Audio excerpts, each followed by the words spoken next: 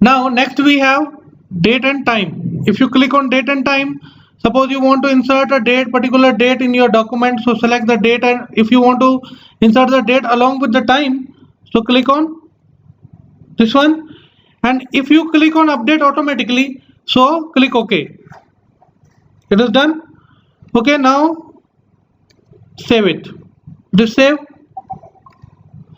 So if you, in this way, date and time will insert in your document. So if I click on update automatically, it means suppose tomorrow I am going to open this document, so tomorrow date and time will be reflected in my system. Is it clear? For example, I am going to open this file again.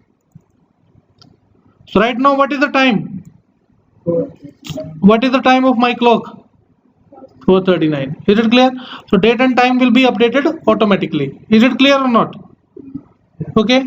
Second option is under date and time is, suppose you can go to insert and I selected date and time, but I will uncheck this. So this is another date. This option is having date update automatically, but in this date there is no update. So let's close it. So now I will open the document when there is 4:40. Then we will see what is the effect. Okay.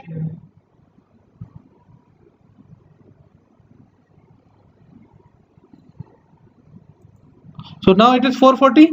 You see, now I'm going to open the document. Click on 93. So you see, first date is updated and second date is same. Is it clear?